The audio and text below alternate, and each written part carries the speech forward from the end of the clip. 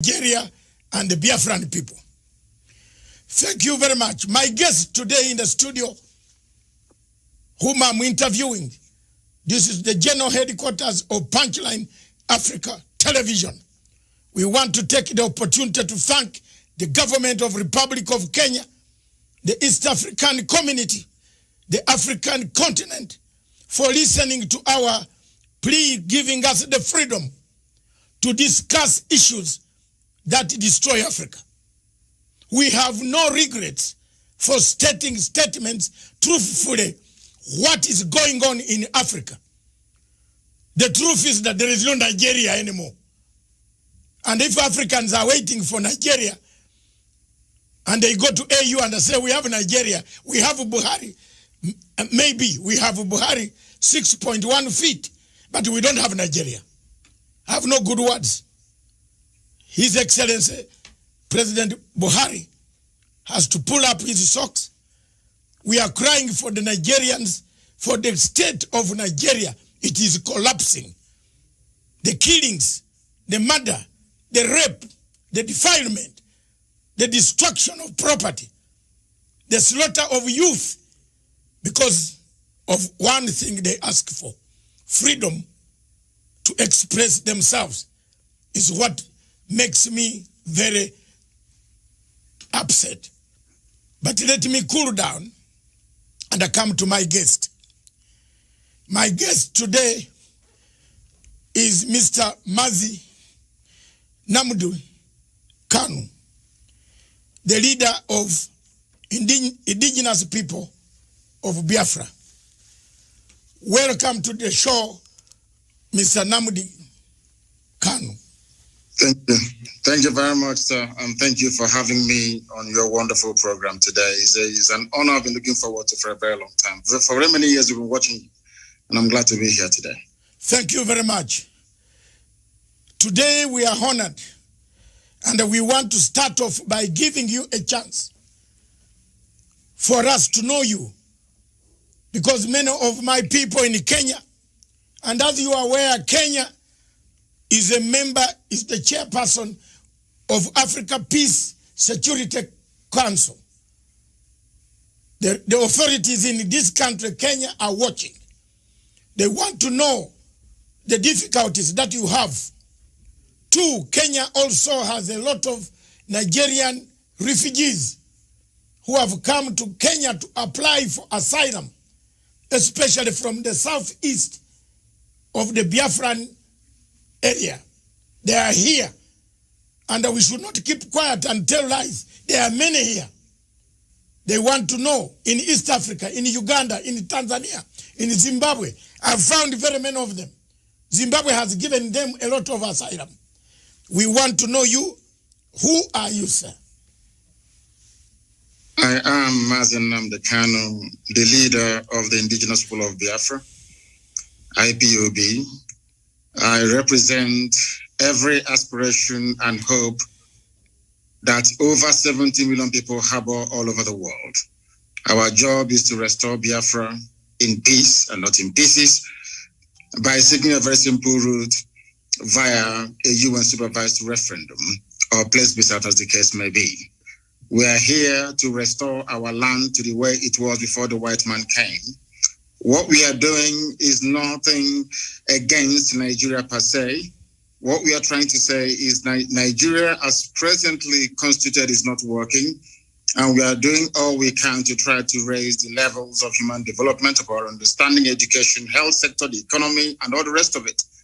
If we continue to remain in Nigeria, not just are we going to suffer, but the whole continent of Africa is going to suffer as a result, as a consequence of the ineptitude, the corruption, the backwardness, the retrogressive mindset of the people who are presently in charge of that very place. Initially, most people tend to see us as not being Pan-African enough. I am a Pan-Africanist. I believe in the unity of the African states. My preference will be for Africa to have one nation, one government, one people, even one language if that is possible. I am a subscriber to the very fine influence of Kiswahili amongst the people of East Africa. And I wouldn't mind if that were to be the lingua franca for sub-Saharan Africa. I don't mind at all. but we must face reality and we must face facts. We as Africans are tribal by nature. We are ethnic by nature. That is why every Christmas, every Easter, every celebration that we have, we go back to where we come from. We go to our villages, we go to our towns. That is who we are, and we're not going to deny that. What we are trying to do is to reassert who we are before the white man came and destroyed every vestige of honor and dignity that we once had. And in Biafra, we are going to restore that. And from Biafra, the rest of Black Africa will also be free. Thank you very much. Thank you very much for explaining the position of Pan-Africanism.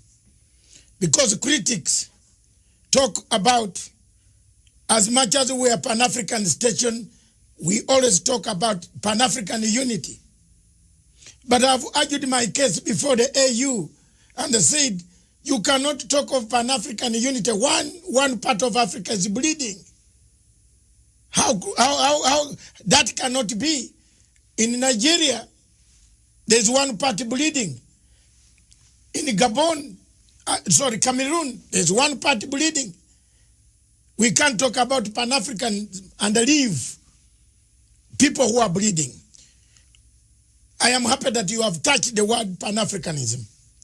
Many Africans, including your former leaders, have said Nigeria needs rearrangement.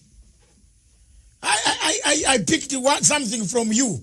I want to see this rearrangement. What is this? Babangida, former President Babangida said Nigeria needs a rearrangement. Yes. Because it can't work anymore. The marriage cannot work. It is true that the marriage cannot work. It is true that the people, the Igbo, are discriminated. When they go to Abuja, they are told, go home. Where yet the home is Nigeria. Abuja is Nigeria. I've done investigative work undercover, and I've discovered all these things. I'm not being told by you. But I've been with my Nigerian people who have actually ended up being discriminated in their own country.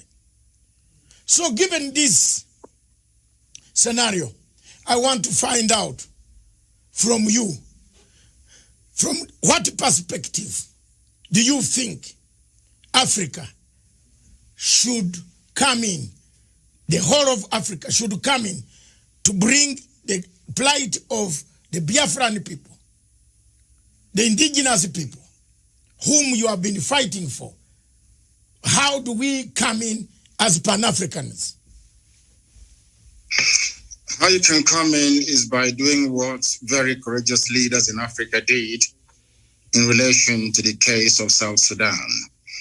Because in the case of Nigeria, the center can no longer hold. Everyone knows, the whole world is aware of the fact that we are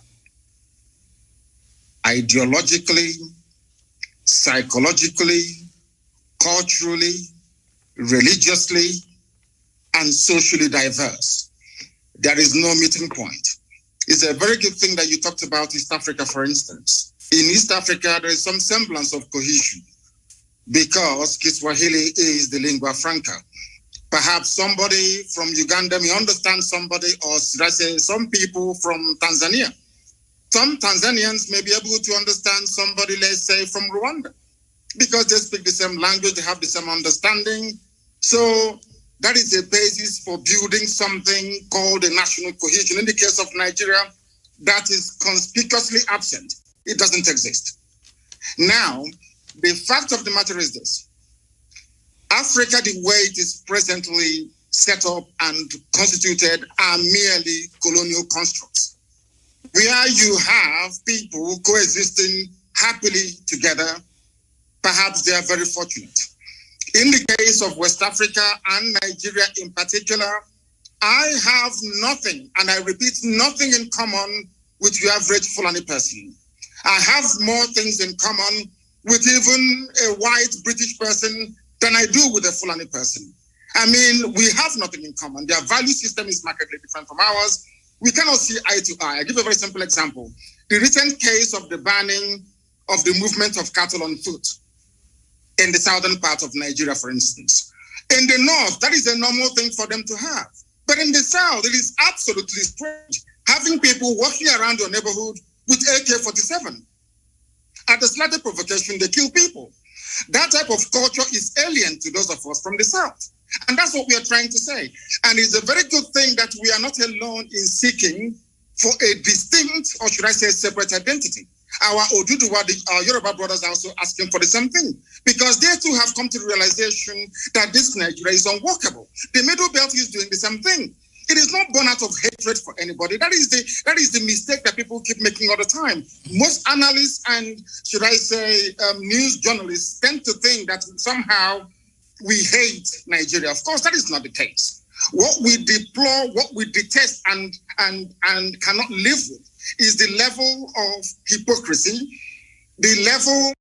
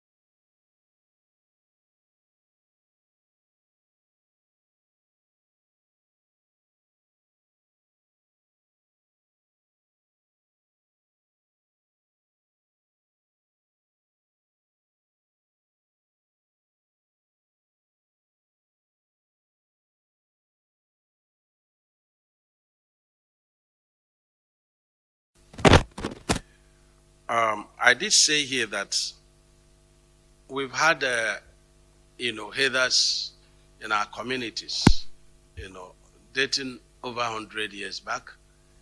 And we've always had minor quarrels settled by the village heads in those years. But that suddenly, it could be because of the failure of Libya, and also crisis in some other West African countries. The haters that have been trained violently with AK-47 began to infiltrate, into Nigeria, and Southeast not an exception. And so these are the people that now initiated a different dimension of haters farmers business enterprise. That everyone with a vested interest in Nigeria darker forces began to rape the women. You have just mentioned people began to who are running the show, the oil companies. This For is example, how we came to the conclusion. They are watching. In the sense that they have when never some raised of them are anything arrested, and of course you on should BBC, know better than me, CNN, they don't speak or international agencies. We don't hear, it, and of course, apart from we even struggle the security agencies as Africans ourselves. These agencies are not helping to say there are human rights abuses in Nigeria. Yes. For example, I love what Nigeria, the American embassy closed its consulate in Abuja because of the huge numbers of people applying for asylum to go to the United States. But American embassy did not go far, and the American government did not go far to condemn and put sanctions on Buhari for failing to contain the malaise that has killed Nigeria. Two, if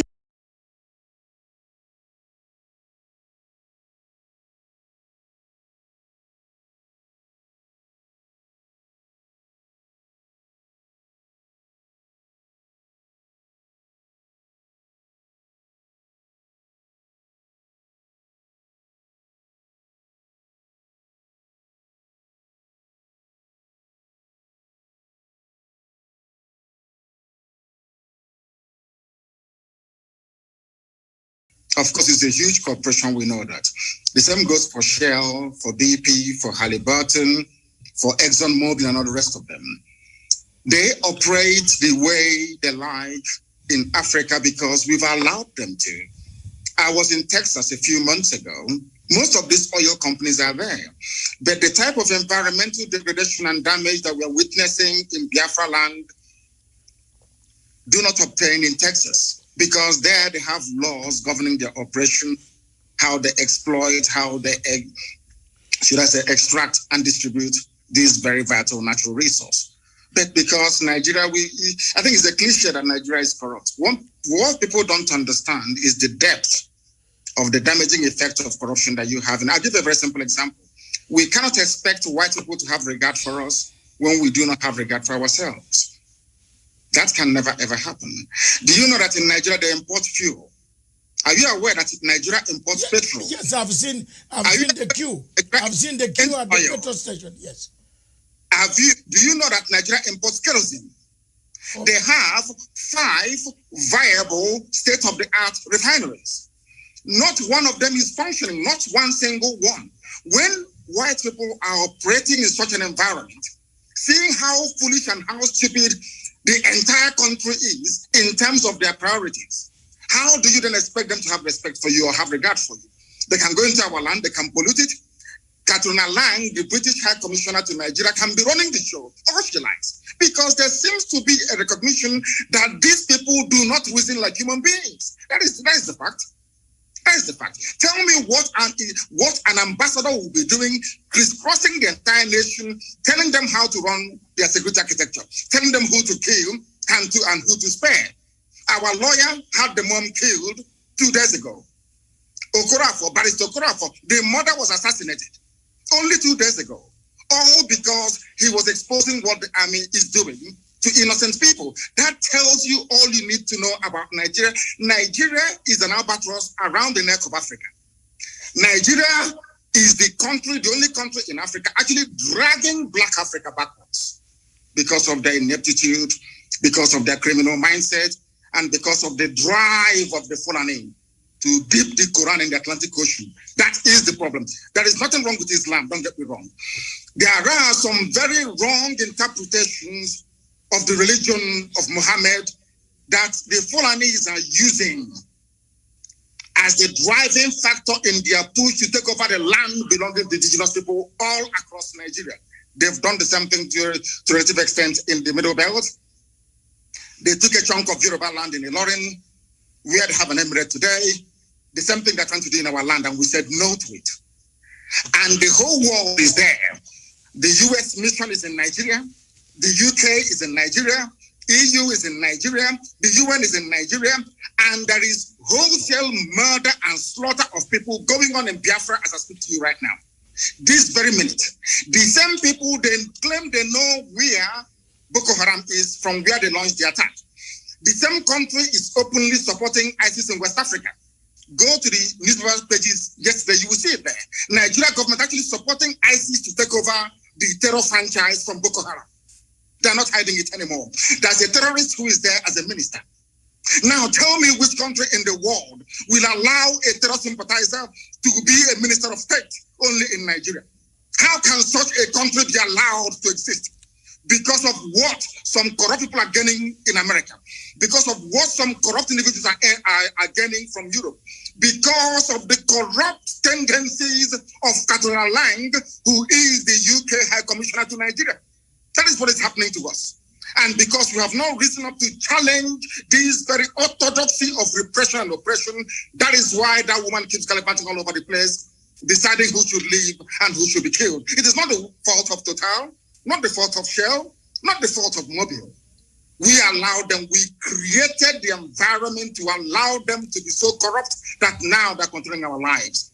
And that is what Biafra will bring to an end. I did not say that Biafra will stop the business of Total. I never said that we will not do business with Shell. No, not at all. But it has to be business between two human beings, not a set of human beings and one set of animals. Thank you very much for that question. Let me come back to the question of referendum. You parted ways, and most of us have parted ways with Buhari about the referendum. The people of Biafra have said, and the entire Nigeria, not only Biafra, most people that I meet or whom I've met, including Obasanjo, Several times I've confronted Obasanjo. By the way, me and Obasanjo, we can't sit on the table for 2 minutes without exchanging tables because I can't manage. I have asked, and Obasanjo asked, why don't you give a referendum? The marriage is broken. The marriage is gone. The marriage is not worth it. Do you think the referendum issue now can help to stabilize Nigeria? And if so, when and how can African Union, the Commonwealth, the European Union, and the UN can help to make sure that this referendum is put in place? The only way to go is a referendum, because I am a Democrat at heart. I believe that the democratic will of the people must be expressed at all times, and that is the basic governing principle of any viable society. I am an advocate of referendum, and the sooner they conduct it, the better. It's been muted in the past through their so-called rejigging of their constitution, through their so-called sovereign national conference, which has been coming on and off from time to time. Any new arrangement that seeks to keep Nigeria together as one must be subject to the will of the people. So either way, a referendum is going to come anyway. It may be delayed, but it is ultimately going to come. Now, one thing you must understand is this. There are very corrupt countries around the world. Maybe on the surface of it, they're not corrupt. But they have very corrupt operators that will prefer Nigeria to remain in the very hopeless state that it is in at the moment. Nigeria is in a very hopeless state. A lot of people are making money by virtue of the corrupt nature of Nigeria. Do you know that Shell BP can sell 1 million barrels of crude oil in a day and only report that they only sold 100? Do you know there is no meter? Where the crude oil is being loaded onto the tankers at the terminal in Biafra land where I come from, there is no meter. You can take as much as you like and declare whatever you like. These interests want to keep Nigeria one. Every ambassador to Nigeria gets a welcome handshake of $1 million. Once you're posted to Nigeria from a well-to-do country, so to speak, the ambassador is bribed immediately there and then. That is how you start your work. You will not believe what I'm about to tell you.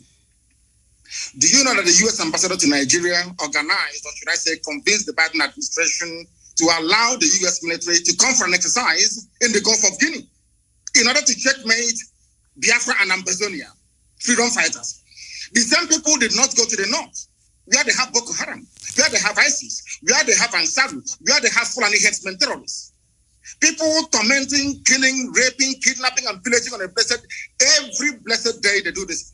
Do you know that it is not the recommendation of the U.S. ambassador to Nigeria that U.S. must commit their troops to the north? But they are in the Gulf of Guinea, exercising, saying that we're there to fight crime both on land and on sea. But there is no crime going on. The places where the crimes are going on are all in the Sharia north. And I want to bring you back to this idea of referendum once again. Do you know that the Northerners, the Fulani people, they agitated for Sharia in the 12 northern Fulani-controlled states of Nigeria, excluding Middle Belt? Do you know that your good friend, as you are saying, Obasanjo, gave it to them? It's not my no referendum. They're your good friend because I hate you more than you do. Okay. The man is a joke. Let me tell you this. Do you know that the Fulanis campaigned, including Buhari, of course, the late one who is in Saudi Arabia somewhere in a shallow grave? Do you know that these people campaigned for Sharia to be introduced in Fulani-controlled northern states? I think about 12 or 13 states. There was no hoo-ha. Nobody opposed them. In other words, the Fulanis themselves have divided Nigeria into two by virtue of their insistence on having Sharia. That is why today the Chief Justice of Nigeria is a Sharia lawyer, not a secular lawyer, not a secular judge, a Sharia court judge elevated to the position of the Chief Justice of a secular federation. Now you tell me. Your Excellency, Nnamdi Kanu, is this the man the Chief Justice who said his papers were eaten by termites. That's correct, yes. It's him. Oh my God. That's the type of yes, continue. It's him. He is a Sharia court. He's an alkali in a Sharia court. But today, he is the Chief Justice of a secular state practicing common law. How do you expect us to accept such nonsense? Who in their right mind will live under such condition? Who in their right mind will? That is what we want Africans to understand. It's not that we hate anybody. We are Pan-Africanists. I want one Africa. I want one united Africa, but an Africa found on the basis of justice, fairness, equity, and progress. Not one found on retrogression, on backwardness, on corruption, on stealing, and on looting. That tells you all you need to know about Nigeria. Can you tell me why they're deploying troops to Biafra at the moment? Killing people every blessed day. The same people drafting or asking their troops to be deployed to Biafra land, they know where Boko Haram are. They know where to find ISIS in the north. But they will not go and confront them. It's only to come to the east to kill people because we are peaceful. Such injustice we are no longer prepared to tolerate. And that is why, referendum or no referendum, we are going. We are going. It's as simple as that. Thank you very much, Your Excellency Nnamdi Kanu. Let me bring you back to 1966. Several constitutions had been negotiated, but none addressed the fundamental question of social justice differences, political tensions, economic marginalization, competition, ethnic imbalances. In all this, from 1966, several constitutions have been brought. People started fighting. In 67, the war ended. Since then, military took power. Obasanjo, Babangida, another one who died, and another one, several of them. The changes, nobody has been mentioning what ails Nigeria. At the center of it, it looks like you are mentioning it now. I can see, any observer on Nigeria can see your plight, like just as we can see the plight of many African countries. When you talk of 13 states having Sharia law, a Chief Justice who says his papers were eaten by termites becomes the Chief Justice based on Sharia law and using Commonwealth common law. Now, should the changes be made and should the adjustment be made, is there any hope that Nigeria remains alone? This is a question from a very senior head of state in Africa. He has asked me just now, I should put it to you. He's from southern part of Africa. Can Nigeria remain together in case these are addressed? Yes, sir. It is up to the people of Nigeria to decide if they want to be together or not. During a referendum or a plebiscite, I'm only entitled to just one vote. Only one vote. It is now left for the people to decide what to do. That is why we said to Nigeria, we don't want to break away unilaterally. We want it to be done with the consent of the people. And during the early life of this APC terrorist regime in Nigeria, they did actually mute the idea. They discussed it among themselves that whatever new arrangement is being proposed must be subject to the will of the people. I will say to that question, let the people decide. Anything they decide, I'll go with it. Anything that people come together to decide, this is what we want to do, I will submit myself to because I am a Democrat. What I'm trying to say is that the present condition of Nigeria is no longer tenable. It is no longer tenable. It cannot be tolerated any longer. And that's why we're doing what we can legally and legitimately to bring it to an end. Okay. Let's come to African Union. President Uhuru Kenyatta is the chairperson of Africa, or Kenya is the chairperson of African Union Peace Security Council. He is the chairperson of all peace and security arrangement in Africa. He is also a member of United Nations Security Council, representing Sub-Saharan Africa. He has huge numbers of Nigerians seeking asylum every day in Kenya, Uganda, Tanzania. What do you want him to hear? What do you want him to hear now? What message do you give to them, to the AU, that the situation is not as they think, so that people can wake up and help you? What I want President Uhuru Kenyatta to understand is this.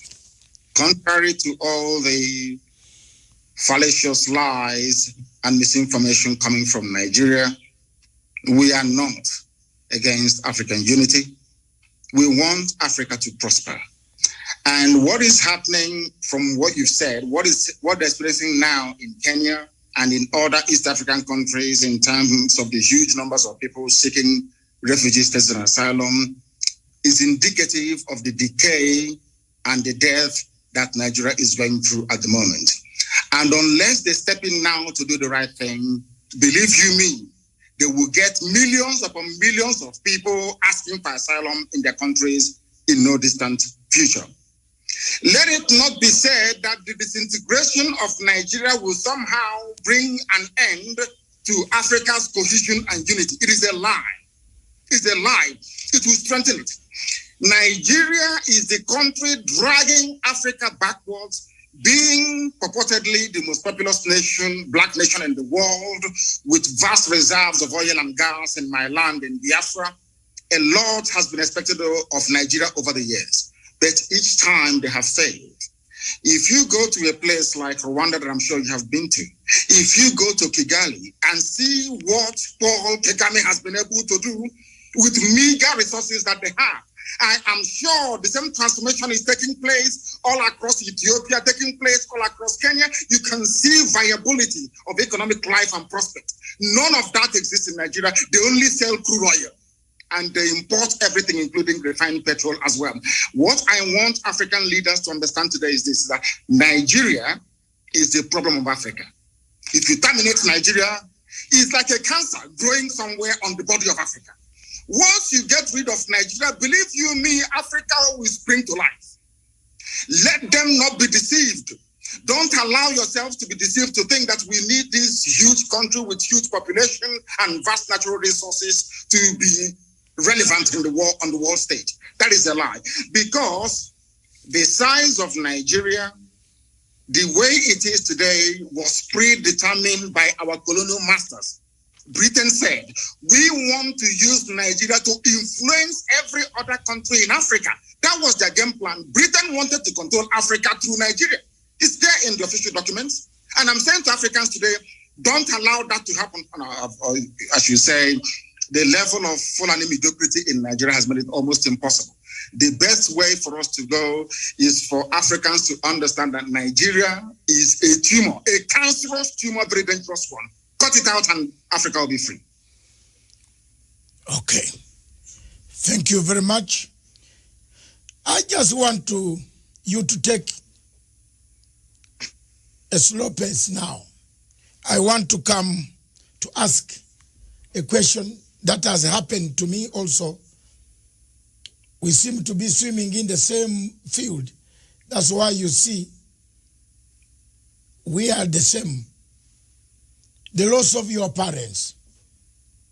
You did not attend. I also did not attend the death of my father. I have never buried him.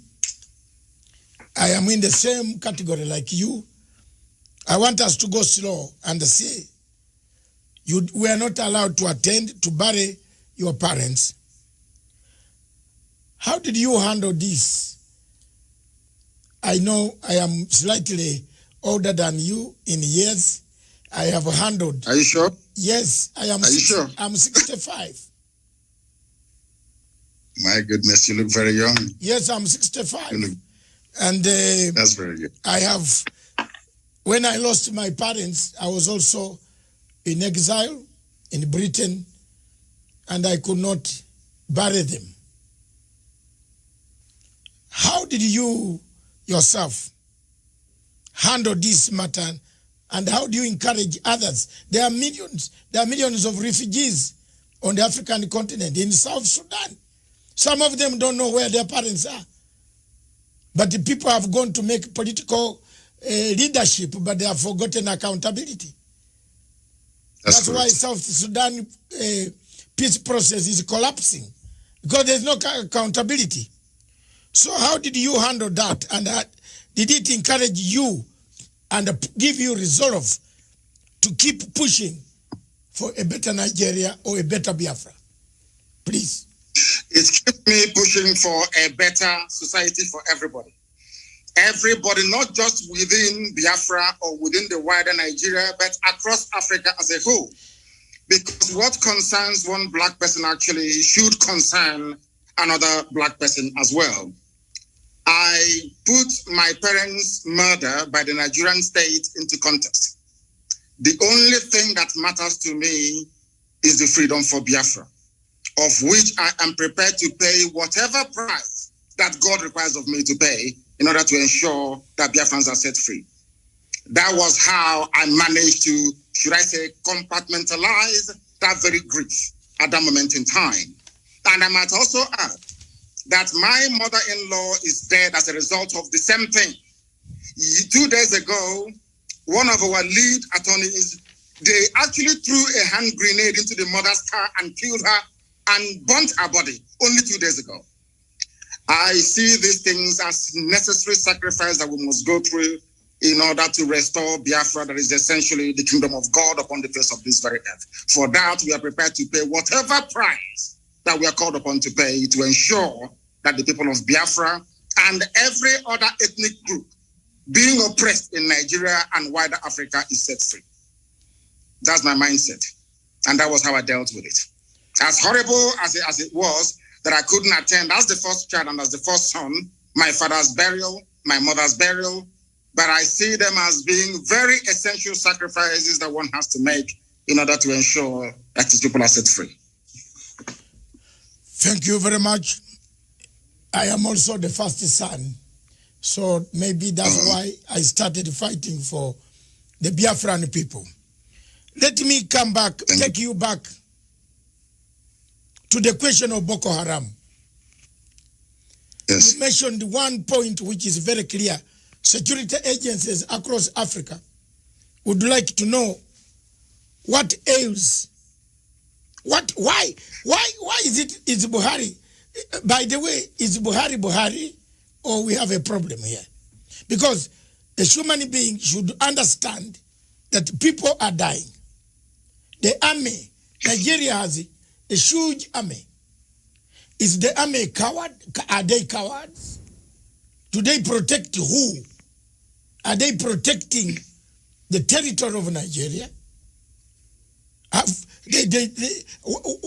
does the army allow people to come and kidnap citizens, take them, then in piecemeal release them 2, 3, 4 back?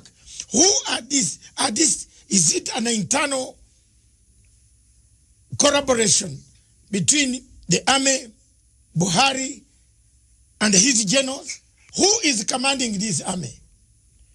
Surely the army that cannot even rescue 5 students from girls who have been abducted. What type of army is this? Is there a bigger thing than Boko Haram? I have been requested by another reader from Tanzania to say, why is this Boko Haram menace never cleared? Why is Nigeria not asking for external help to come in to help them? Is it because they want it themselves?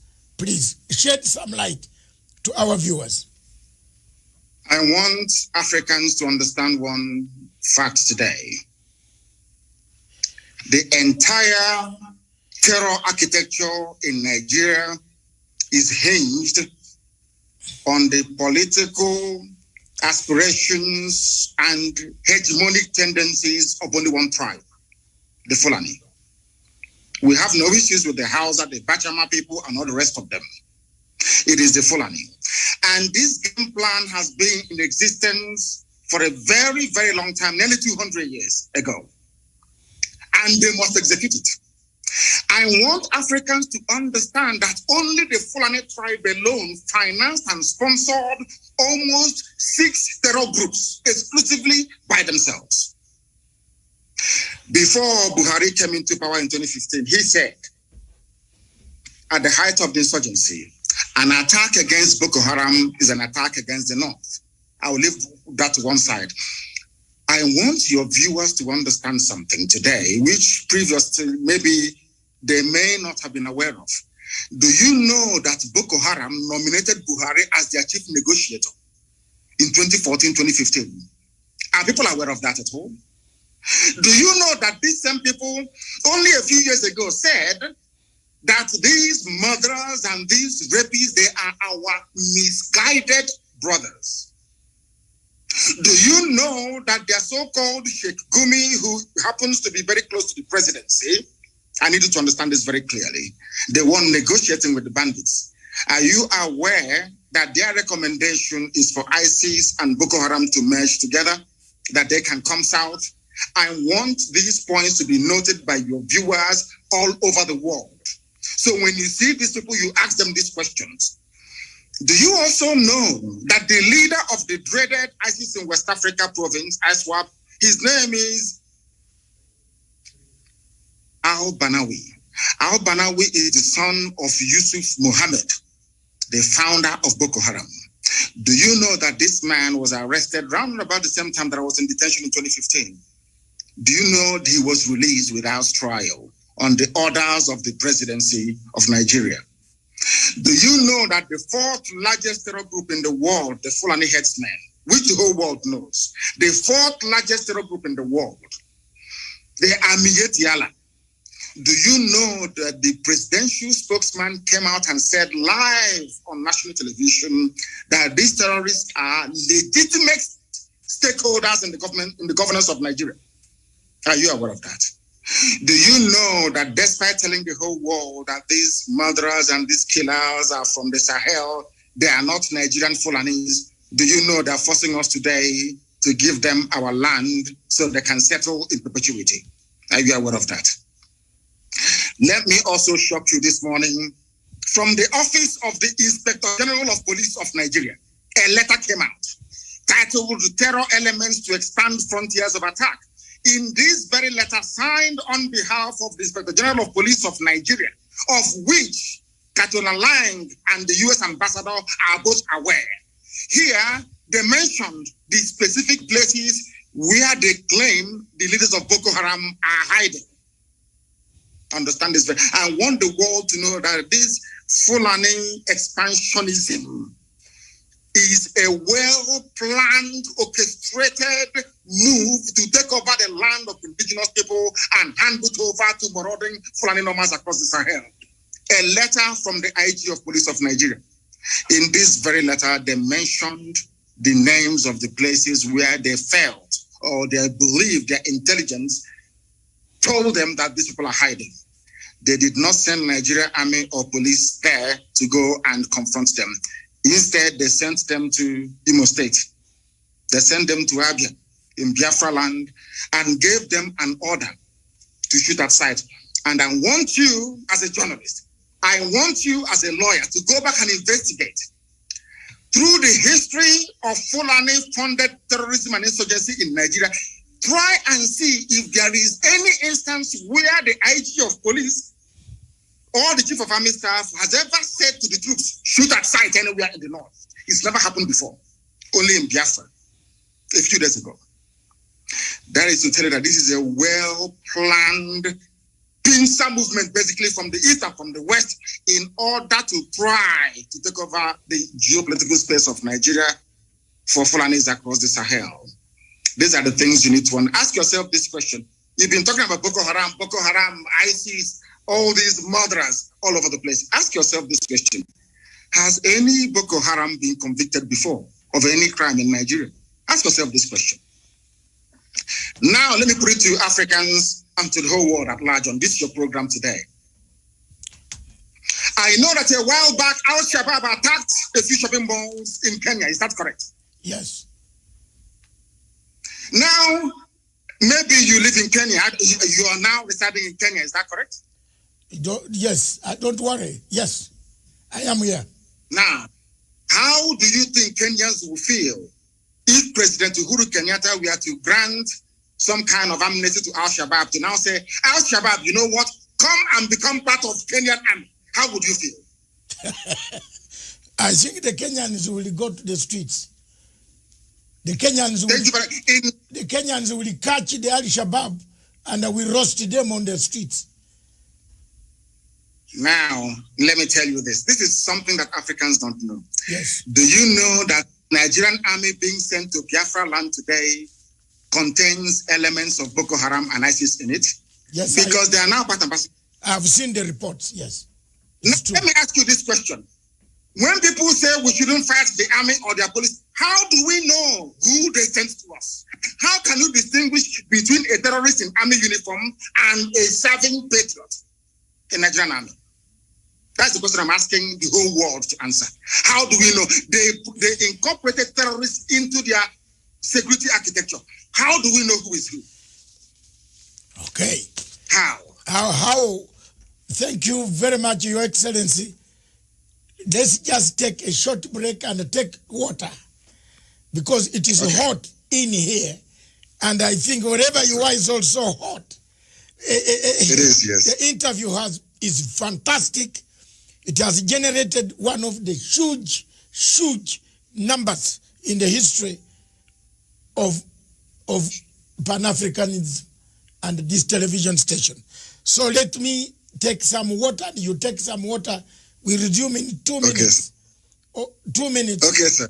On that question. Thank and you. the world, how do you differentiate between Boko Haram and Nigerian army? Simple question. When Boko Haram has been inscripted, that's better English, yeah. Inscripted in Nigerian army to come and kill the people of the Southeast. That is the question on the table. When we return, this is Matsanga Africa perspective. In Matsanga Africa perspective, we look for hot spots. One of the hot spots is Nigeria. Is Nigeria disintegrating? Is Nigeria fragmenting to pieces? Is there leadership in Nigeria? Is General Buhari the general we saw 10 years ago? Oh, this is a different person. How can a leader allow his people to die? How can you inscript a Boko Haram to be a minister in your own government? Oh my God. Is there something wrong? A country that we all looked at as a country, the big giant of Africa. We saw everything in Nigeria. Now it looks like what my good writer, the man who wrote the things fall apart, Chinua Achebe, was right. The center cannot hold anymore. This state is going. Don't go away. Just we are returning. This is a fantastic show from Punchline Africa Television. We are interviewing His Excellency Nnamdi Kanu, the leader of IPOB, indigenous people of Biafra. Thank you.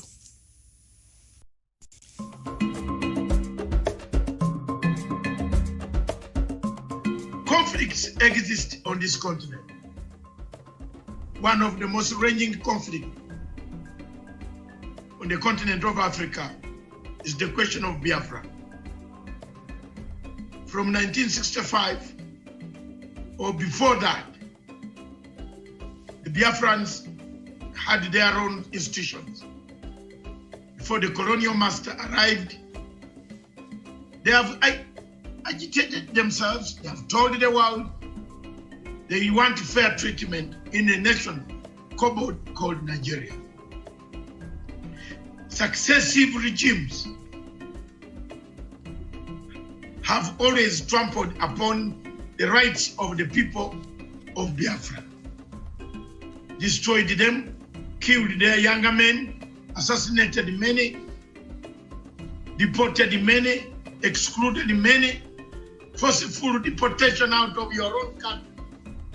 Time has come for the new generation in 2020, 2021, 2022, for people to sit down to find an everlasting solution to the conflict that is around that region. President Buhari promised us that he will finish in 100 days, the first term of office. Boko Haram will be dead. Today is finishing his second term. Boko Haram is even more vibrant than his own shoes. We have landed in very serious murky waters that the people of Nigeria don't know which direction they are going. The people of Nigeria, a big country with a big population, an economic hub of West Africa and Africa, with the biggest reserves of oil, still lingers in poverty. The poverty and the rich gaps in Nigeria are wider than the distance between, Mars and Earth. What can we do for our countries in Africa? How do we unite? For us, our role is to speak, to defend the voiceless, to chart our way forward, to find a solution. The only way solution can be got on the Biafran issue is a referendum, which Buhari and the government president have refused. But sincerely speaking, Nigeria needs rearrangement. If that rearrangement does not come today, tomorrow, or the other day, one day it is going to explode. People can be pushed, but they cannot be pushed beyond what Biafrans have been pushed. The suffering is too much. Pictures that I cannot show on this television. I call upon President Uhuru Kenyatta as a member of the United Nations Security Council to see that some of these problems should be resolved and a resolution is passed of sitting down to understand the difficulties of the nations, especially in Nigeria, in Cameroon, because the problem of Biafra is also similar to the problem of Amazonia. The English-speaking people have no say in Cameroon. They are taken as second-class citizens. Biafrans are also taken as second-class citizens in a country called Nigeria. Their problems are compounded with a dictator who has lost direction, who doesn't know where the wind is blowing from, whether east of Sahara or west of Sahara. He's going north when the wind is going south. Therefore, it's blown one leg going up, one leg going down. Buhari standing 6.1 feet, being blown apart. Thank you.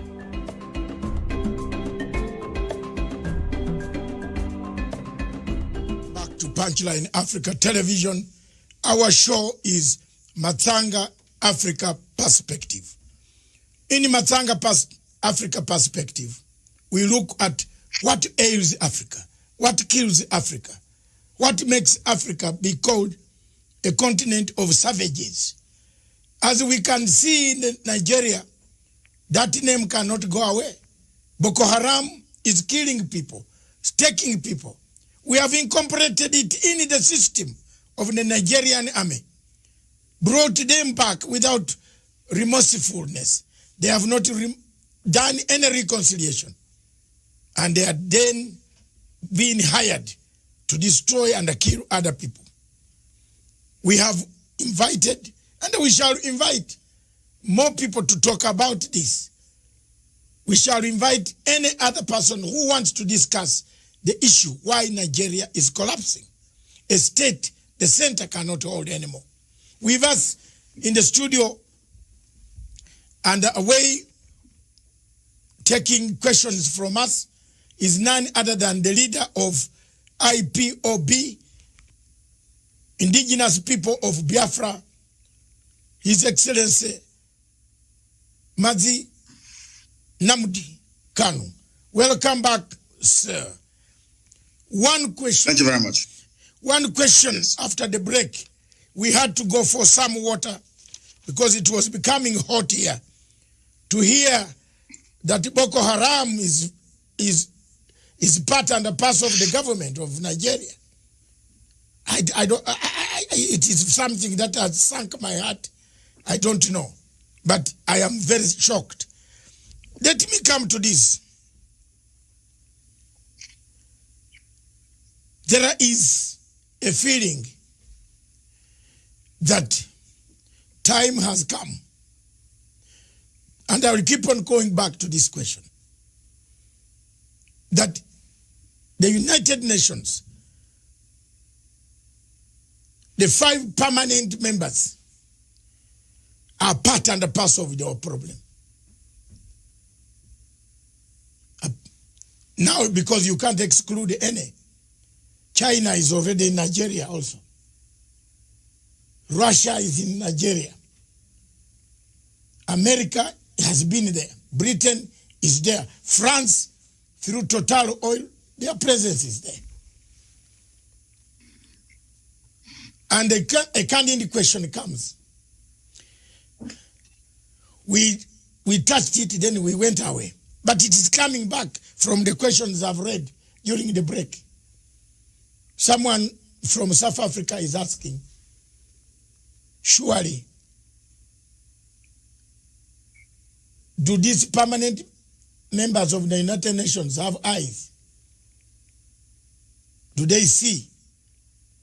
Because there are some clips here which I don't want to show you on this TV. They are very bad as far as the killings of the youth in Southeast in Biafra. The killings, the slaughter, the torture by the army, by Nigerian army. How they tie youths on their Land Rovers and roll them around the villages. I get these pictures every day from Onitsha. These are not photoshopped. These are real things happening in Nigeria. So someone has asked, does the United Nations permanent 5 have eyes or not? What would you say to them now, today? As we find... I believe that. Yeah. Go on. They have eyes, but for some reason they have decided not to see the evil happening to Biafra. And this is what I want Africans to actually digest. Africans must ask themselves this question. Why is there this global conspiracy against Biafra? I have an answer to that. It is because Biafra portends goodwill for the whole of Africa. And they understand this very clearly. We cannot be blaming the permanent 5 of the UN because we are the ones that created the enabling environment for them to come in, to exploit and to do whatever thing that they want to do. I was having a very serious discussion with somebody and I said to them, Do you think that the world prefers this very exploitative relationship that they have with the very corrupt, subsequent corrupt regimes that you have in Nigeria? The person said yes, and I said no. The answer is no. USA is more concerned about trade with Japan and EU more than they will with Nigeria. Because in all these economies, people want where they can ship their goods and services to be purchased. They needed to have the spending power. That was the reason behind the USA helping Germany to stand on its feet after the Second World War. The reconstruction of Europe by the US government was driven by economic self-preservation.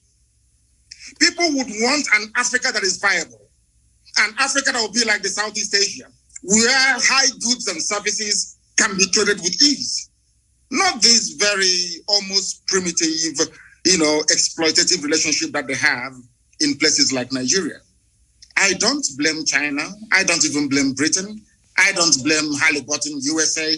I don't blame Ajib of Italy. I don't blame Shell of Netherlands. I don't blame any of these people. We are the ones that allowed them to come to exploit us. So we cannot blame them. See, in life, when you allow yourself to become a victim and you keep playing the victim card all the time, you go into, your mindset will go into a very vicious cycle of this victimhood, and you can never come out of it. And I'm saying to Black African people all over the world, if you believe in the equality of every man born, if you believe that all men were created equal by God, then anything white people can do, so also can you do it. If we cannot do what Europeans can do, what Americans can do, what South Americans can do, what Asians can do, we cannot lay any claim at all to human equality. It is our fault, not the fault of the permanent five. I go back to what I said before. It was these same people that gave oil and gas concessions to the United Kingdom. That was why they prosecuted the Biafran War for them. It wasn't a white man. These were Black people. Gowon is a Black man. It was Gowon that said no to restructuring. Obasanjo fought on the side of the colonial masters. That is the history of Africa. Joining your oppressors to defeat your own people. That's exactly what is playing out in Nigeria. Nothing more, nothing less. I cannot possibly apportion blame to anybody whatsoever. We should be blaming ourselves, because in Africa, we tend to blame other people all the time, whereas the fault lies with us. The fault is ours. I remember one thing that the Chinese government said in 1999 when they took back Hong Kong. Chinese government said the 100 years of shame has come to an end. They never blamed anybody. They never blamed the British. They blamed themselves for losing Hong Kong in the first place to the British. And that is how real men should be able to appraise their condition. That we are poor, we are ravaged by poverty, disease, ignorance, and backwardness in Africa is our fault. Not the fault of the Europeans. If we decide to rise up tomorrow to say enough is enough, believe you me, we can transform Africa within only 2 years. After all, Paul Kagame is doing something in Kigali. Why can't we replicate it everywhere else? We must learn to put our people first. When a head of state gets up in the morning and buys a property in Europe, what do you expect? That means you don't love your people. When he gets up in the morning and decides to buy a private jet, that means he doesn't love his people. And these are clear facts. I cannot blame anybody for our plight. I blame ourselves for it. And that is why we are rising up. And I want to make this thing categorically clear so that the whole world can understand me. It doesn't matter what they do. It doesn't matter what the greatest powers on this earth does in relation to Nigeria. Biafra is going to be free, or we all die in the process. I swear to God Almighty in heaven. Death is better than what we are passing through right now in that zoo called Nigeria. And we must be free. I said must. We are not begging anybody for it. It's about, before the white man came, there was Biafra. Before Britain was created, Biafra existed for over 5,000 years before the formation of Britain. How did they decide where I should live? How did they decide which identity I should have? How can a white man come from Europe and decide to call me a Nigerian? What is the meaning of Nigeria? Nobody knows. We must go back to who we are. Be proud of who we are. I am a proud Biafran. I can never be a proud Nigerian because the name Nigeria has no meaning. No meaning whatsoever. Not even in Swahili, it has no meaning. How can a white man come and create a country for me in Africa and I be holding their flag running up and down saying this is my country? Who said so? Can I go to Europe and create a country in Europe for them? On what basis is our argument of human equality when Europeans can come to Africa and create countries? We cannot go to Europe to create countries. How can that be equality? Oh. That is why some are racist towards us. And that is why we must rise up now, not tomorrow, to support Biafra. Biafra is the beginning of the true emancipation of black people. Ask Julius Nyerere and he will tell you. Thank you. Julius Nyerere, indeed. In 1967, the late Julius Nyerere was the first man with Dr. Milton Obote. That's why I, on this microphone, I still carry the flag of Dr. Milton Obote. They are the first countries in Africa to recognize Biafra. So in case people are asking why we have interest in Biafra, I follow both the leaders because I have lived in Tanzania and I am a Ugandan. And I live in Kenya. I live in Europe. I'm a global citizen. I follow Pan-Africanism. Indeed, one other question before I bring this to your side, you address your people, and then we make it, call it a day. We have covered most of the things. Some of them you will bring them in your own address, which you will be given a chance to do so in 15 minutes also. There are so many ways, constitutional ways, of struggling for freedom. I believe you know where I'm going now. Of course, yes. We have tried. For over 10 years, you have tried. You have done so well. You have awoken the people and said, wake up. We are being slashed one by one. Buhari has allowed people to buy daggers. You know, I saw my investigative journalist came across 100,000 daggers. How do you buy daggers for who? You import daggers. Are there so many cows to slaughter in that place? I looked at it and said, these are daggers to come and kill other people. If the constitutional route of referendum fails, what other constitutional means would you use? We insist on constitutionality. Yes. And we are going to have it. When Reverend Dr. Martin Luther King started to try to rearrange the social order in America, some people felt it was impossible to do, but eventually he succeeded. When Nelson Mandela, and I'm sure your good self, and all other anti-apartheid campaigners started, even with the support of Margaret Thatcher and Ronald Reagan, this is something people don't know, that Ronald Reagan, a very powerful president of the US, and Margaret Thatcher, of course, the young lady, they all supported apartheid South Africa. They did. They were the ones that labeled ANC a terrorist group. Some people don't know this.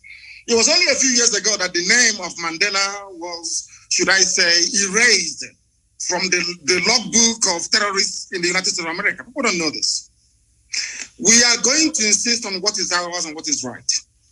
We've been occupying our land in perpetuity since the creation of man on this very earth. Somebody came and decided to change our identity, and we said no. The person said, okay, if I'm leaving, I'm going to hand you over to a more brutal caretaker, which are the Fulanis in this case. And that is why they're killing us and killing us till tomorrow. I want to draw your attention to something very, very critical. The order given by the Inspector General of Police of Nigeria to predominantly Fulani soldiers and Fulani police people to go to Biafra land to kill people. Had this announcement been made by any other police chief anywhere in the world, believe you me, there will be someone to appear in hate the next day. I want to read for your audience. I'm going to quote him verbatim what he said. The IG of police in Nigeria said, he's a Fulani man, mind you, don't mind the media shout, do the job I command you. If anyone accuses you of human rights violation, The reports will come to my table, and you know what I will do. So take the battle to them wherever they are and kill them all. Kill Biafrans all. Don't wait for an order. What another order are you waiting for when Mr. President has ordered you to shoot anybody carrying AK-47 assault rifle? Quote me, even a dead policeman can be tried and dismissed from the force, and his family will not get his benefits. And this is from a police chief. Do you know the funniest thing, or should I say the most astonishing thing of all? The EU has a presence in Abuja, in Nigeria. The British High Commissioner is there, Katuna Line. The US Ambassador is there. They've not said anything at all.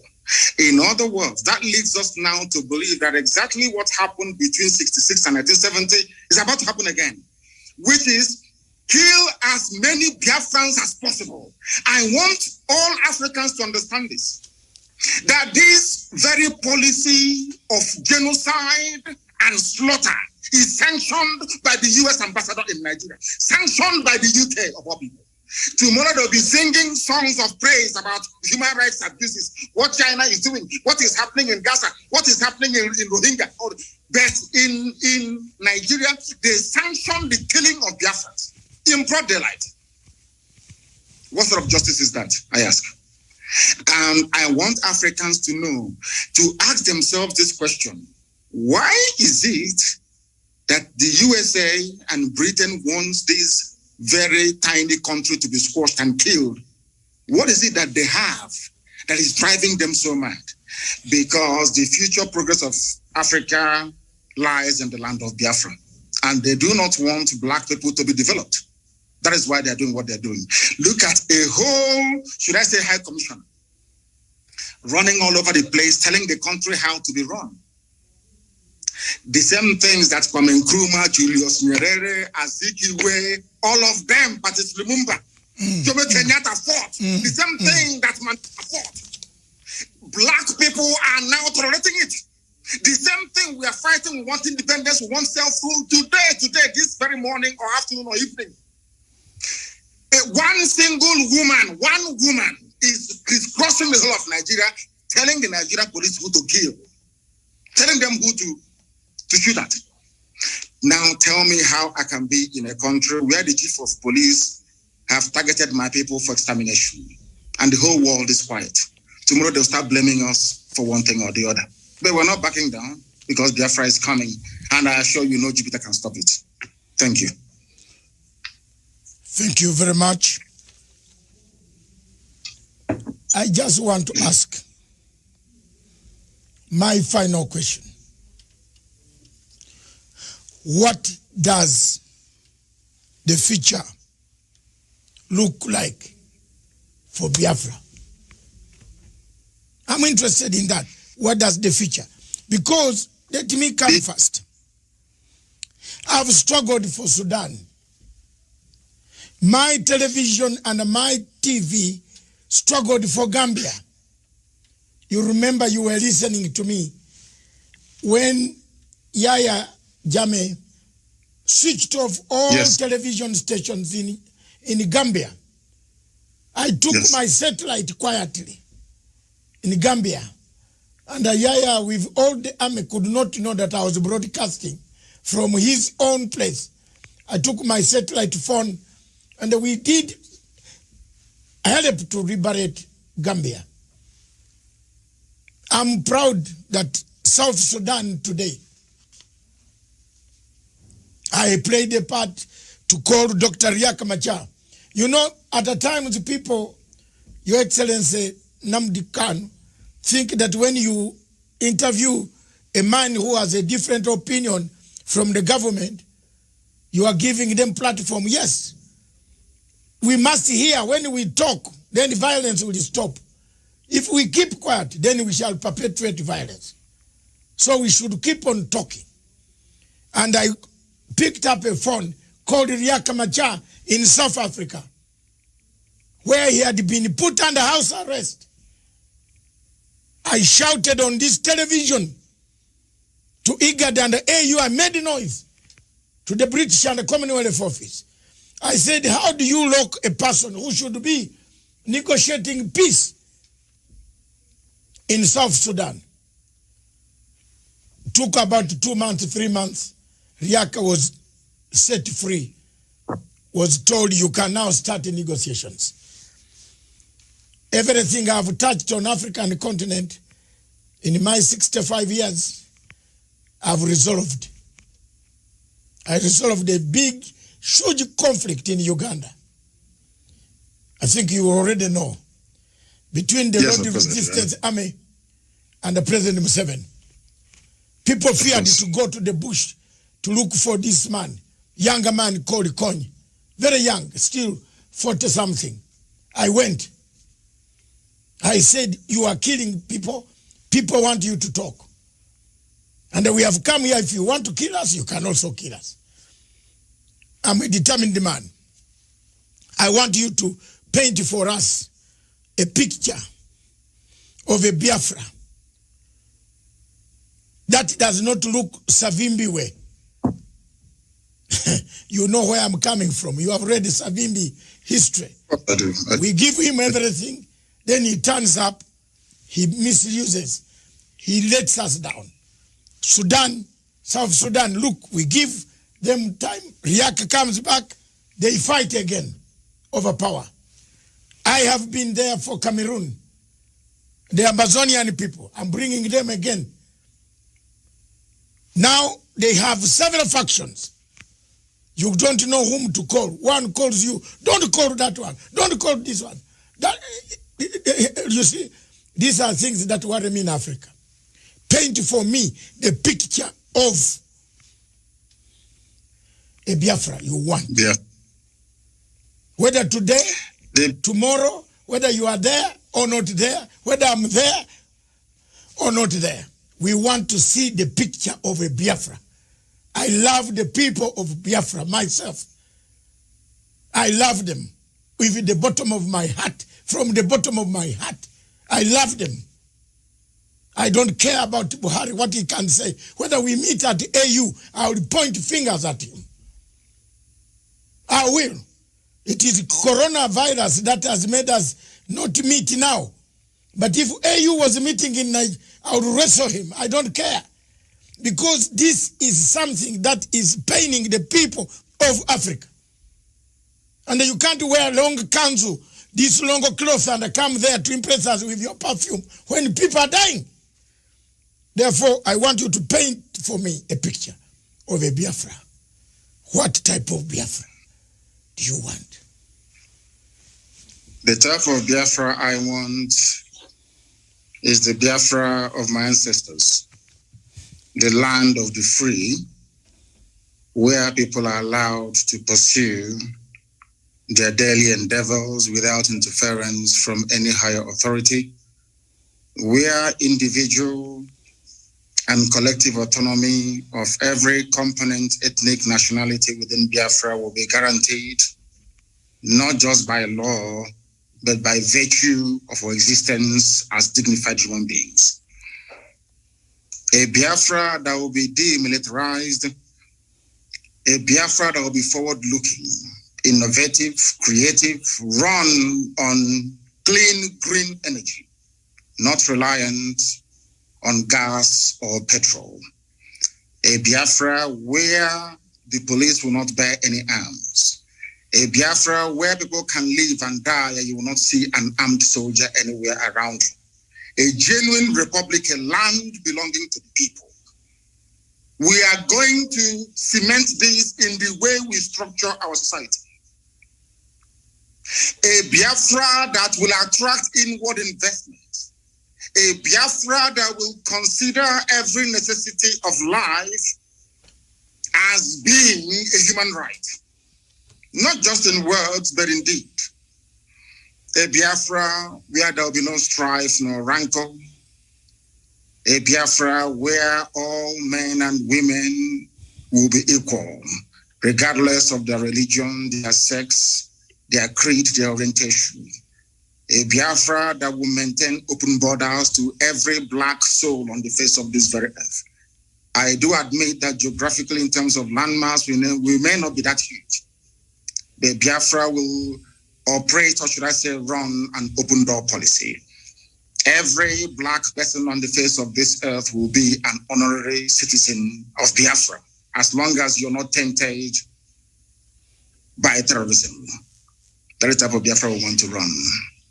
A Biafra where Europeans will sit back and say, we never knew that such innovation and creativity will be possible.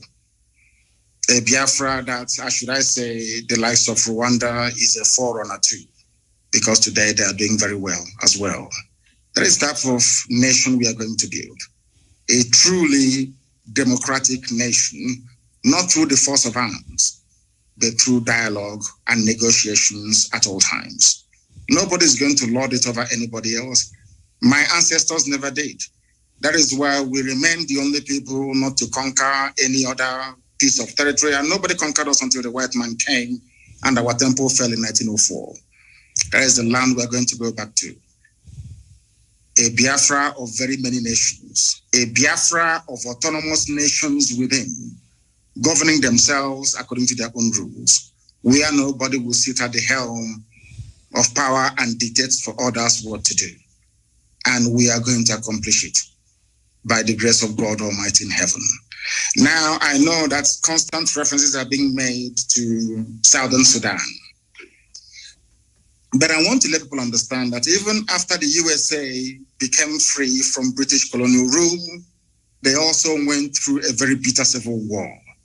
And that did not stop them today from becoming preeminent in every sphere of human endeavor, militarily, economically, socially, in every way. So I do believe very strongly that Southern Sudan will rise up to be strong once again. All these are teething problems. You also mentioned the issue of factionalism. It is when people put the interest of themselves and their controllers well and above that of those that they are serving. That is why I said, and I have said this repeatedly, I will never ever lead Biafra politically. Once Biafra is restored, my job is done. I want to be able to prove to our people what sacrifice means, so that those who will come after us will know how to treat our people with respect and with dignity. The thing about Africa is somebody gets into power and they want to stay there forever and ever, see if there is something in it. The little work that I'm doing for Biafran people is very tiring, very, very stressful. Sometimes I don't even know how these presidents manage to sleep. Maybe they don't love their people that much. If you love your people, you cannot sleep at night. Any president in Africa who is not suffering from high blood pressure, you are not sick. That means you're doing something wrong. You're not doing what you're supposed to do. If you're concerned about your people, then I expect you to be very ill at all times. So that is the type of Biafra that we need. That's the type of Biafra we're going to have. A type of Biafra where the wealth, well-being of Sub-Saharan Africa flows from. And I can assure you we are going to deliver it. We will deliver it. The Pan-Africanism that we talk about is going to start from Biafra, because mind you, I did not say that we're just going to have Biafra and then we shut up all the borders. No. What we want to do is to return to our organic political, cultural arrangement. Should Biafrans wake up the next day to say, oh, we want to be the same country with Oduduwa, all well and good. Should Biafrans wake up and say, oh, we want to expand into Amazonia, all well and good.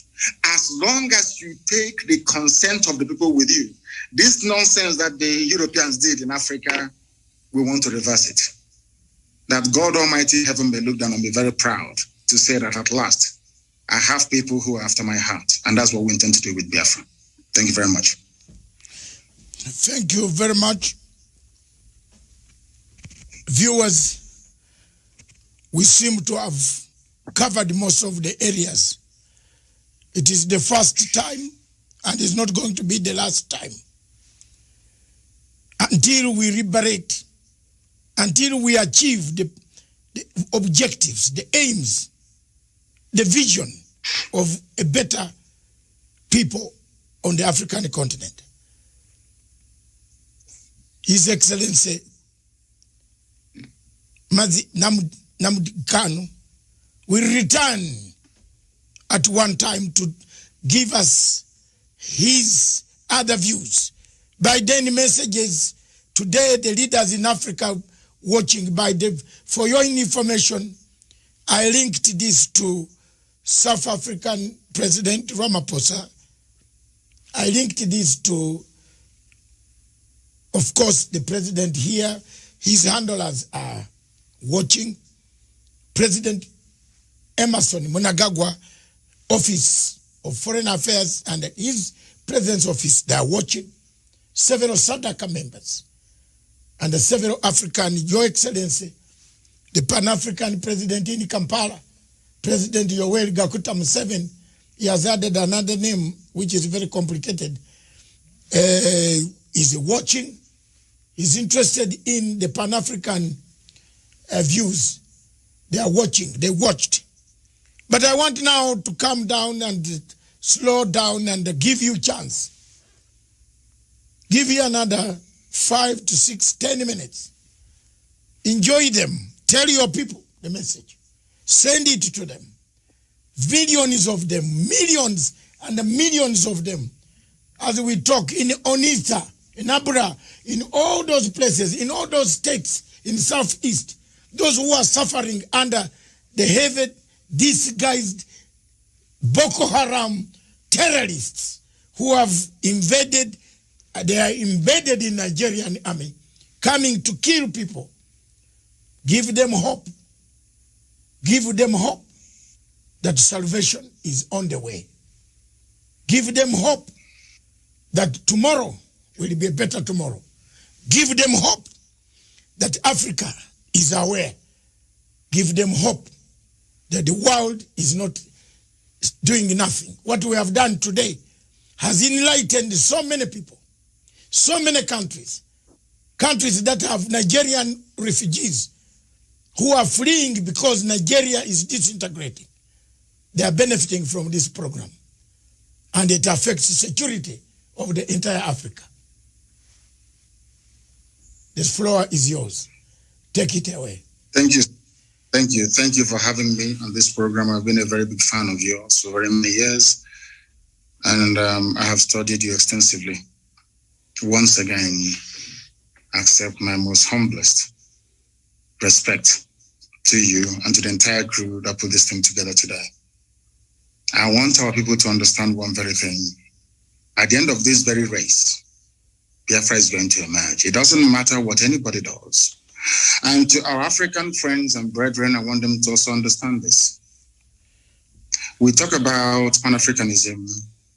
Pan-Africanism cannot take off without Biafra, because we do need a genuinely free country in Africa to be able to drive that very critical and important initiative. We are seeking to build a country that God Almighty in heaven will be very proud of. And though the Janjaweed, the Fulani Caliphate, have sent their armies of conquest into our land, that this very day, we don't even know if those who are killing us are doing so on behalf of the Nigerian state or they're doing it on behalf of the Islamic Caliphate. Because as we well know, ISIS is now in Niger State. Very soon they'll be in Kogi, and then from Kogi they'll come into Anambra, and the real war will begin. Remember, very many years ago, I told you one very critical point for you to bear in mind at all times. So basically to guide you in all your deliberations and your thinking about Biafra. They're going to kill us. That is true. But that is not going to stop Biafra from coming. We are going to do all we can to defend our land and to defend our people. The whole world may appear to be against us, but we have done nothing wrong. That is the most frightening thing about this whole thing. If you ask the world, what did Biafra do wrong to you? Nobody can tell. Nobody can actually explain to you properly, because they want a world where very illiterate nomadic set of people will be in charge of governance, where you have refineries and they're no longer working, where you produce oil and gas but still import kerosene and fuel for your cars, where they want to impoverish the people. For those who may not be acquainted, or should I say familiar with the book that one of our very good friends wrote in years gone by, Walter Rodney. He was at Dar es Salaam University where he was assassinated by the CIA very many years ago. Walter Rodney wrote a very compelling book called How Europe Underdeveloped Africa. What we are witnessing today is precisely what he was trying to explain to us. If you allow yourselves to be taken over by greed, by self-preservation and the trappings that you find in North America and in Europe and in Far East Asia, you will never ever develop your land. We are fighting for Biafra that we may restore our lost dignity. We are fighting for Biafra that Black people all over the world may be set free at last. We are fighting for Biafra not that we may have or commence the building of a large empire, not at all. We are asking for a Biafra where we can live and die with a semblance of dignity. Because right now people are dying, but there isn't any dignity. We must stand very tall and very strong, resist our enemies. That thing that we are thinking now that is impossible to accomplish very soon, you will say it. We must remain resilient. We must remain devoted. We must remain unflappable. We are not going to retreat, not one iota. If at the end of this race there is only one Biafran man and one Biafran woman left, may they continue to expand. They killed us, 5 million of us, after the war. After the war in 1970, we had lost 5 million people. But there we are still the largest ethnic bloc anywhere in the entire Nigeria, because God is faithful. And at this very critical time, this very Elohim that we worship is not going to abandon us. I'm not saying we're going to fold our hands in prayer and fasting alone. No, we are going to do what we have to do to ensure the survival of our race. An attempt has been made in the past to exterminate us. The British supported the killing and the mass slaughter of Biafrans because of crude oil and gas. That Ojukwu told Harold Wilson, we cannot give to you. This resource belongs to the people, and that was the end of it. And he said, because of that, we're going to kill you. And sadly, Britain is still doing something till this very day. A supposedly civilized and advanced country, aiding and abetting the slaughter of an indigenous population because of oil and gas. Therefore, I'm asking all of you to remain very resolute, to remain very strong. Do not allow yourself to become distracted. We have almost won. As Dr. Matsanga said here a short while ago, we have awoken the consciousness of not just ethnic nationalities within Nigeria, but the entire African continent as a whole. We have won the debate. Now is the time for us to restore Biafra. And once that is done, believe you me, everybody will come to Biafra and to pay homage. Or should I say pilgrimage in this case. So we are winning. Many are dying, I know that to be true. A few days ago, we lost the mother of our very, very formidable barrister, Okorafor. But that's not going to stop us, because I know that they will kill us, we will kill them in the end. Biafra will come.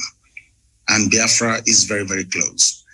I want our people to develop the mindset of the Afghanis. Never say die. There were a group of people called the Mau Mau in Kenya. There were a group of people called the Kumeko in our land. These are the two people that fought the British to a standstill. Go and ask anywhere.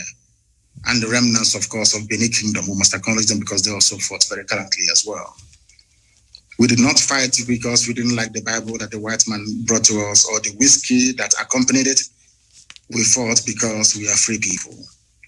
The time has come for us to restore the kingdom of heaven upon the face of this earth. The time has come for Biafra to be reestablished. The time has come for Black Africa to be free.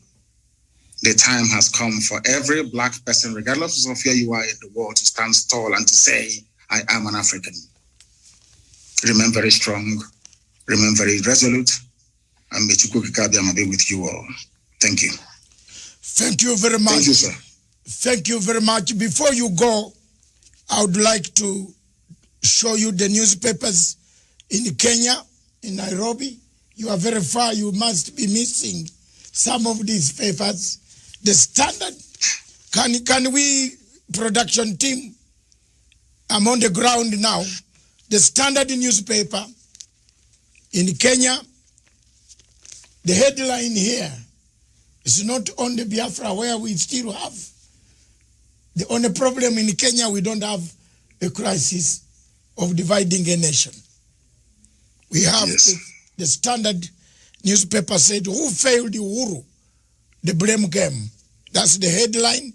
But one key thing that stands out in the newspapers, why we are struggling to put Africa in order, is His Excellency President Uhuru Muigai Kenyatta last night opened one of the biggest ports in Africa. You talked of Nigeria having oil, but it doesn't have even petrol at the petrol station. Jesus Christ. But President Uhuru Kenyatta, while yesterday opening the the port in Lamu, he said this port will connect the east to the west, east to the north, east to the south. That is the thing that we have here now in Africa, in East Africa. We want to thank President Uhuru Kenyatta again for putting infrastructure for people to get in a car and take 10 days and arrive in Anambra. Is it Anambra? Yes. That's right. Yes, that's right. That's yes. what we want. I have been sent so many messages from Dubai. People saying in Anambra, they are married there. Kenyans, Nigerians have married a lot of our people from East Africa. And I hope one day for us, my children, also one of them, my daughters, is married to an Igbo person from Onitsha. Wonderful. We know how to take care of our wives. We are united. Another newspaper says good things about Africa. The Lamu Port roars to life with the president is good. You can see it. Yes. That's it. And another good thing in Africa, I'm looking for Africa stories. For your information, I am a Liverpool supporter for 43 years. Like myself. Or I don't know. My God. Thank you very much. It looks like we are all Liverpool here, but the others don't get worried. We are now struggling to liberate Africa. Don't forget your local team in Biafra, and don't forget absolutely. Rangers Football Club is my first love, and Liverpool is the side chick. My first team in Uganda is Villa Football Club. Villa. Then my team in Kenya is AFC Leopards. Then my team in the world is Barcelona. Wonderful. I die with the people of Cantona. I like Cantona. And you can now guess why I like Biafra. Yes, of course. So thank you very much. Thank you very much. For having me. Thank you very much, Honorable His Excellency Nnamdi Kanu, the leader of indigenous people of Biafra. I want to take this opportunity to thank you and to tell you that my television station will be linked directly to every system of the Biafran people, everywhere. Thank you very much. Let's today make a formidable move. I am not here for money. I never asked for a penny from any Nigerian in order to broadcast. I started broadcasting with passion. I have already told you one of my daughters is married to a man from Onitsha. And this man comes to my house, tells me the story. You know, in London, he tells me the story. I have been a supporter of the people. That Obasanjo there, you see walking free. It was me demonstrating at the Nigerian embassy for Abacha to release him with Chief Abiola. I wanted them released together with Osuji, who is the president of ICC. We used to come there every Friday for Obasanjo to have freedom. But when Obasanjo came out, he looks for money. Anywhere you find Obasanjo, you know he's looking for money. I'm sorry to tell Nigerians, may God bless me for being truthful and honest. There's no conflict.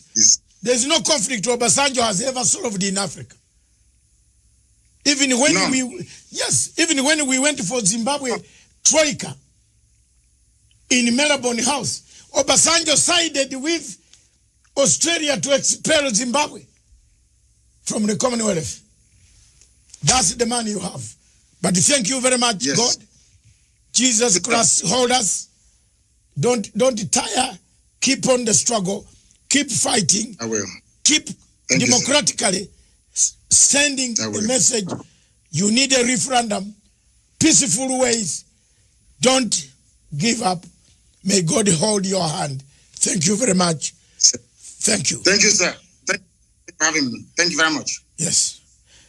Viewers, this station, therefore, is for Africa, by Africa, with Africa. Long live Africa. Charles.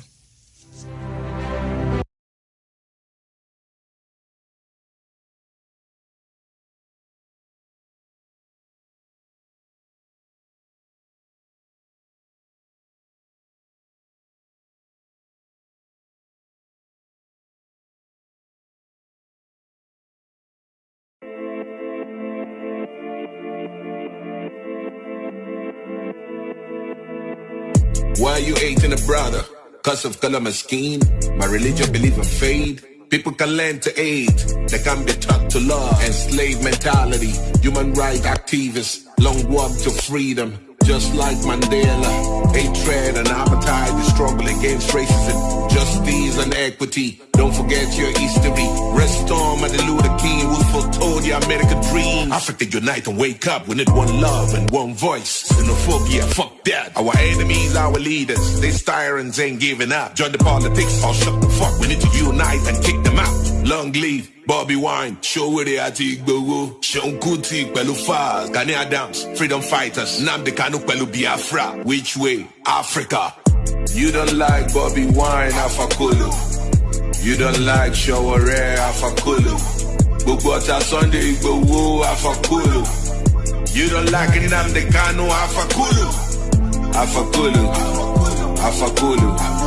Afaraukwu. You be Mungu. Afaraukwu, Afaraukwu, Afaraukwu, you be Mungu. Hola MTV Africa, Sound City and Trade Steve, your propaganda and politics. Making money from Africa, recycling individuals. There's no peace in Uganda, no human rights, no justice. Boycott the mama. Take mama to Ghana, South Africa, Tanzania, Ethiopia and Senegal. Shout out to OHIP TV, Nigerians, and its music. The foundation, they made it happen. Multi-choice, word up, big brother, pay my money. You don't like Bobby Wine, Afaraukwu. You don't like Shaware, Afaraukwu. Bugota Sunday, Igbo, Afaraukwu. You don't like Nnamdi Kanu, Afaraukwu. Afaraukwu. Afaraukwu. Afaraukwu. You be Mungu. Afaraukwu. Afaraukwu. Afaraukwu. You be Mungu.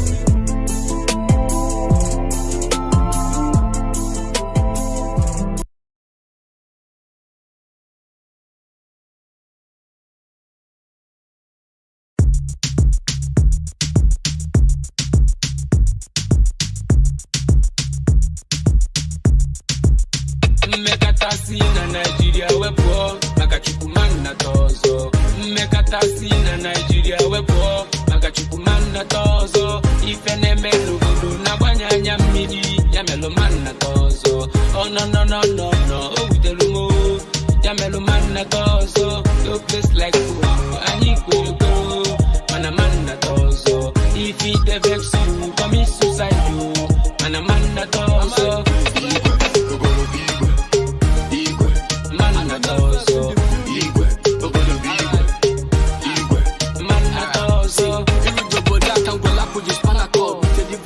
economy, still a well odd. No road, no lie, water no the flow. And if you talk police, them go come carry go.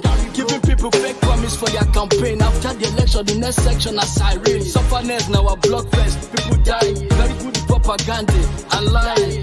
Some face of 80s with a C for ya. Walk like Jackie, salary probably next year. Everybody want to be like Mandela, the king of hero, while their heart is full of evil. Like King Pharaoh. Mpanso but that Nyokman as a border. 1 and 2 Ogadika will another summer. Clearing and raking labor. Ogadika Ghana. Political manipulation, nobody say something. We can take this for granted, we could do something. I don't I know, but I will look at that we are something. Mekatasi na Nigeria wepo makachupumana tozo. Mekatasi na Nigeria wepo makachupumana tozo. Ifene melugudu na banyanya midi ya melumana tozo. Oh no no no no no, oh delumo ya melumana tozo. No place like you, anyikwe manamana tozo. If he vex you, commit suicide you, manamana tozo.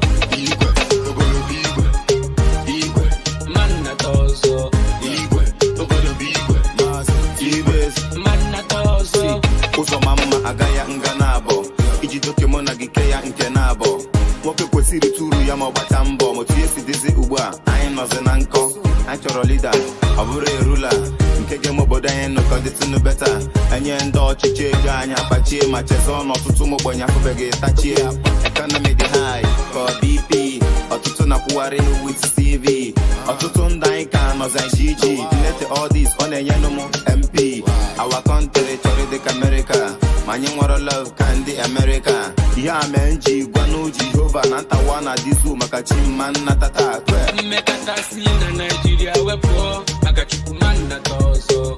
Mmekatasi na Nigeria wepo makachupumana tozo. Ifene melugudu na banyanya midi ya melumana tozo. Oh no no no no no, oh delumo ya melumana tozo. No place like you, anyikwe manamana tozo. If it vex you, commit suicide you, manamana tozo. Manna tozo. Manna tozo. Get defending men at this our nation. No matter go chakwa bet no occupation. I must tell you it's from the foundation. Man, I put to the blames on our generation. Aburu Eve. Mado go chakwa put aburu a thief. Any nation they down for jubilation. Let me see you raise your hands and shout congratulations. I will peace, pass this bad information. Fuel arigo, gas arigo, oil arigo, kedebage bido. Anyway kugo, unuwa nugo na waga yimehari amalona ofugo. Obodo polapo, anywa tola to by 30 years. Imana guys cholo, igo moto lono no na pia na baba. Buto, mekatasi na Nigeria wepo, makachupumana tozo. Mekatasi na Nigeria wepo, makachupumana tozo. Ifene melugudu na banyanya midi ya melumana tozo. Oh no no no no no, oh delumo ya melumana tozo. No place like you, anyikwe manamana tozo. If it vex you, commit suicide you, manamana tozo. Manna tozo. Manna tozo. So iche kwa na azadoro na river Niger bi vekle kamo atawa vex